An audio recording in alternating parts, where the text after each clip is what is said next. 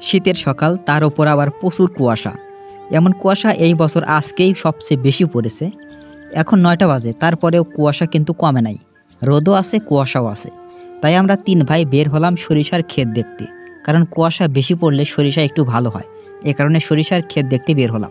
তবে এবছর সরিষা খুব একটা ভালো হয় নাই। সেটা কেন ভালো হয় নাই বুঝে উঠতে পারতেছি না। বীজ বোনার ৭ দিন পার হয়ে যায়, তারপরেও গাছ বের হয় না। আসলে এবার সরিষার ফলন একেবারেই ভালো হয় নাই বলাই চলে।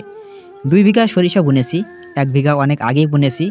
সেই জমিতে এখন ফুল এসেছে, আর একটা এখনও সেই ছোট গাছই আছে। যারা পরে সরিষা বুনেছে তাদের সরিষা একেবারেই ভালো হয় নাই।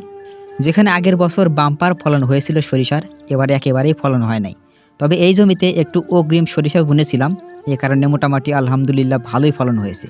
এদিক দিয়ে যতগুলো সরিষা ক্ষেত আছে সবার আগে এই সরিষা ক্ষেতে সরিষা বুনেছিলাম। এখন ফুল এসেছে এবং ফলনটা মোটামুটি ভালো হয়েছে। তবে অন্যান্য সরিষা ক্ষেতের সরিষা একেবারে নিম্নমানের। এখনও সরিষা হবে কিনা সন্দেহ আছে। তবে দেখা যাক আল্লাহ কী করে।